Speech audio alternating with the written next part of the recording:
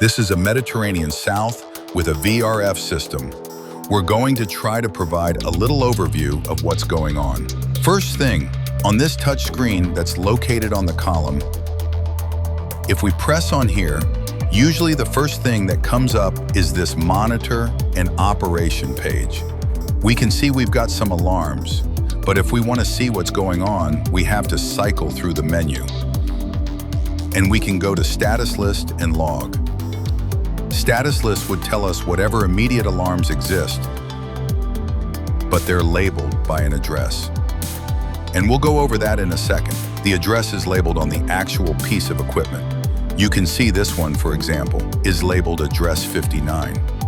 If we want to see the history of what's been going on, we can press the log, and that will actually show us the date and time, the address of the unit. So for example, unit 57, which is over there, we can see it had error code 2000. If we press the error code, it'll actually show us water system abnormality.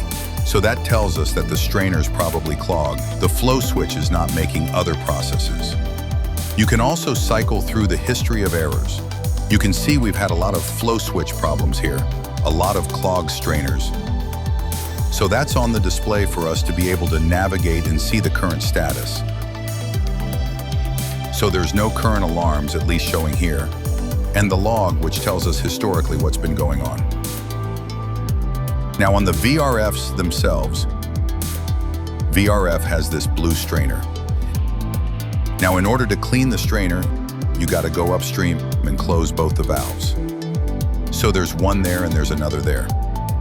You close both those valves, and then you can relieve the pressure from the strainer.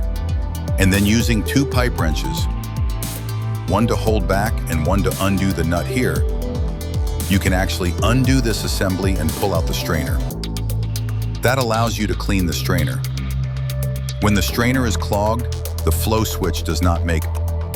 After you've cleaned the strainer and put this back together again nice and snug so that it doesn't leak, then you can open those valves up again to restore flow through the system.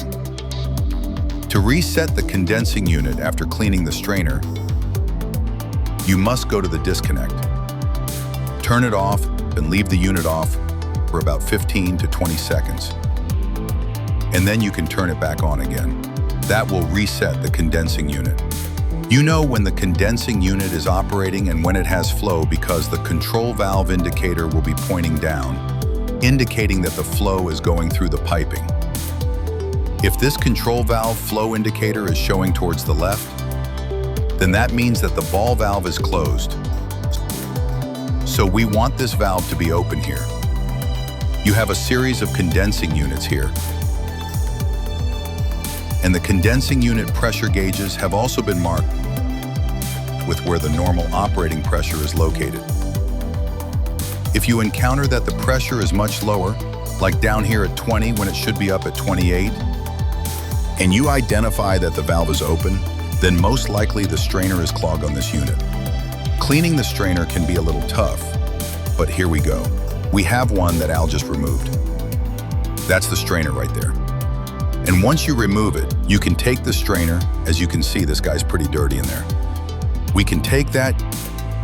Usually you have to use a wire brush. You can clean the inside of it with a hose, get it nice and clean, and put it back together again. Once you've put it back together again and you restore flow, don't forget, you have to power cycle the condensing unit. Hopefully that helps.